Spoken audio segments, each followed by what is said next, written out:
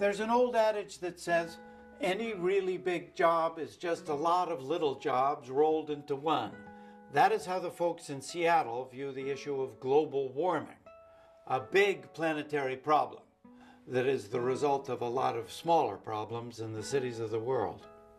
It all started in 2004 after a particularly warm winter when very little snow fell on the Cascade Mountains outside Seattle. The city depends on the melting snowpack for drinking water and to generate hydroelectric power. Suddenly, global climate change was a local issue. They soon discovered tackling energy conservation, sustainable development, and environmental protection wasn't about sacrifice or doing without.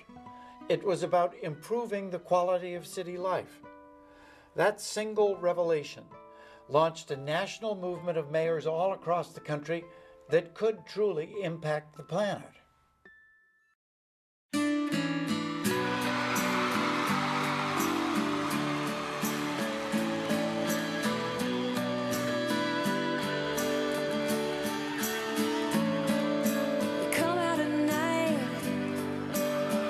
That's when the energy comes and the dark side's light.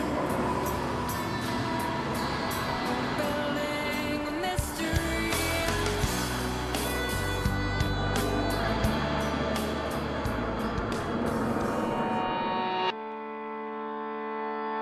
Seattle's had a long history of environmental awareness.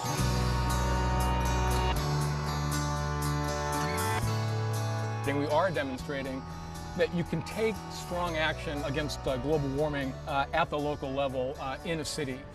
We've had a culture that's called for conservation. What I can do as mayor is I can take that culture and that tradition and I can build upon it. The greatest challenge in terms of reducing greenhouse gases for Seattle is to get everybody involved in the process. This is fundamentally about what kind of community we're going to be, what kind of people we are, what kind of economy we're going to have. Global warming, is a local issue. It's something that's unfolding really every day, right now, right here in cities across America. It's affecting our water supplies, it's affecting our energy supplies, it's affecting our drainage systems, it's affecting our people. For me, the aha moment came in the winter of 2004-2005. We had a winter that some of us call snowless in Seattle. We had almost no snow in the mountains near the city. And in this community and in much of the Northwest, snowpack isn't just aesthetics. It's not just a pretty sight on the mountains. It's our water supply, it's our ability to grow food, it's our ecosystems. 90% of all the power that we generate for our customers comes from the Cascade Mountains. We have dams along the Skagit River in the Cascade Mountains. We capture that snow, we run it through a turbine. But if there's no snow, there's no water, there's no power. So suddenly it became an issue that was here and now. And what it told us is that this large, daunting phenomenon called global climate disruption is at its heart a local challenge. Global warming is such a huge issue. For most people, it's overwhelming. So we started to break it down. We asked a group of civic and business and environmental leaders to work as a green ribbon task force to come up with a specific plan that Seattle could put into action. The REI Co-op got involved early because our chair, Doug Walker, was invited to participate with the mayor on the Green Ribbon Commission. The real challenge is connecting the climate change issue with the business community. The Green Ribbon Commission delivered a set of recommendations to the mayor, which we then turned into the Seattle Climate Action Plan. It was a great concept, a concept that really looked at decisions that are being made at the grassroots level, transportation solutions, land use solutions, density decisions. We started looking at the environmental impact of the business, and we realized there was risks and opportunities in this space. And you can do it in a way that improves the quality of life for your own people and improves economic vitality in your own communities. But we had to reach out to other partners and other businesses to find that connection and also to learn what they knew. The partnership is bringing together business leaders as well as institutional leaders from not-for-profits and educational organizations here in the Seattle region to come together and help deal collectively with our own institutions with the issue of climate change. And it's something that people, citizens have picked up on, developers have picked up on, designers have picked up on. There's definitely a strong belief in the idea of leading by example here in the Pacific Northwest. Leading by example, being a model of good behavior, that's really the cornerstone of our climate initiative. And our green building program, I think, is a very good example. And the city committed in 2000 to have all of its city buildings to meet a LEED standard. LEED is an acronym. It stands for Leadership in Energy and Environmental Design. It's a program, a certification program sponsored by the United States Green Building Council. The City Hall that we're in now is a LEED Gold building. Our library is a LEED Silver building.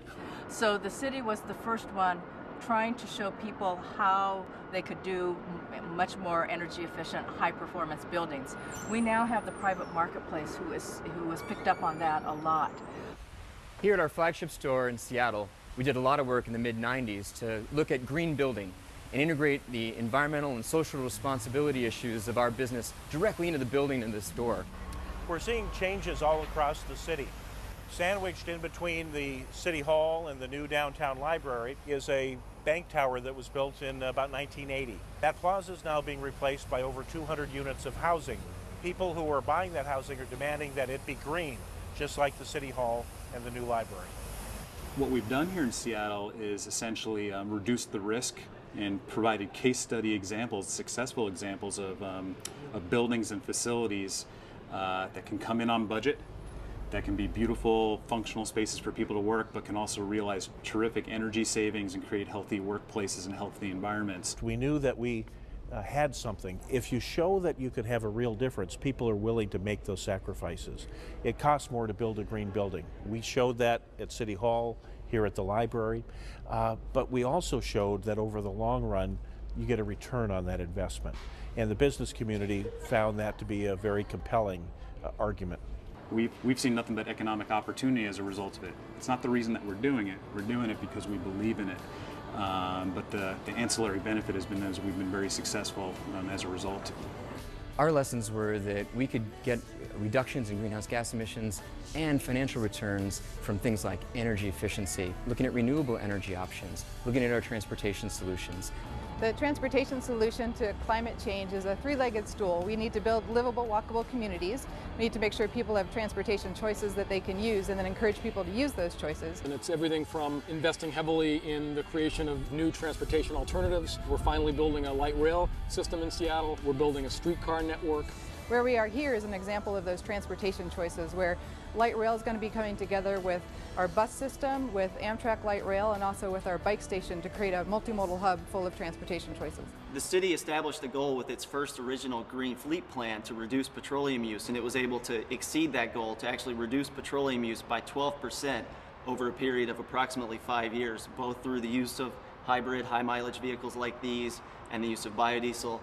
And one of the good things about tackling it is that it has so many other benefits, creating a livable, walkable community where people are comfortable living and getting to know their neighbors, having people have choices other than being stuck in traffic. The actions that we needed to take to maximize our local contribution to solving global warming are the same actions that we want to take anyway to make our own community a better place. For a long time, our main focus was on protecting wilderness, protecting species, protecting ecosystems, and that's still a very important piece of the picture. But more and more, we're realizing that in order to protect those places, we have to reimagine the places we live, so that we're not just infinitely expanding out into farmland and forest land and wilderness. We're being very aggressive about our land use and transportation policies to create neighborhoods in which it's easier for people to get around. It's actually about 18% of the city where we are intending to concentrate the great majority of our future growth in terms of residential and employment activity. We recognize that you can't just put lots of people together and forget about everything else. So parks, open space, greenery, great people places is also something that we have to create. Our goal is to implement our transit plan, and that would link all of our dense neighborhoods with transit service that's running at least every 15 minutes, 18 hours a day, 7 days a week, with transit that's not stuck in traffic. As the issue of climate change has risen to the forefront and action hasn't been taken nationally by the federal government, Mayor Nichols took it upon himself and his administration to step up into a leadership role and challenge the other mayors around the country to sign on to Kyoto for their own cities. We're going to take those first steps locally we're going to make it safe for states and nations to take steps that ultimately will take us an order of magnitude beyond what Kyoto calls for. But we got to show that those first steps are possible. And I think mayors are in closer touch with the pulse of what kind of decisions people want to make and what kind of directions people want to take. And they feel that pulse more directly. And what they feel right now is people are hungry across the political spectrum for solutions to the big problems related to our fossil fuel dependence. I think that we have essentially affected a grassroots, city by city implementation of an international protocol, which is the Kyoto Protocol, even in a context in which our federal government, chose not to sign on to that protocol. The Conference of Mayors unanimously endorsed the Climate Protection Agreement in June of 2005. And cities all over the country, all 50 states, have signed on, and we now have 637 laboratories figuring out how to make a difference on this issue. And in doing that, we've demonstrated that there is enormous popular support for that kind of strong national action. I mean, we've got about more than 72 million people now represented by the mayors that have signed on to this U.S. Mayor's Climate Protection Agreement. That's getting pretty close to 25% of the U.S. population. That's a significant indicator of very strong popular support from the grassroots. So what started out as a symbolic gesture and now is very real. It's changed the conversation in the country about climate change, and I think it's changed the politics. This movement of mayors across the country in red states and blue states, big cities and small towns, it's incredibly exciting what Seattle and all these other communities are doing. And especially heartening because they're saying we can't wait for federal policy on this. Our communities are too important, our future's too important, and we can start building the right kind of future here and now.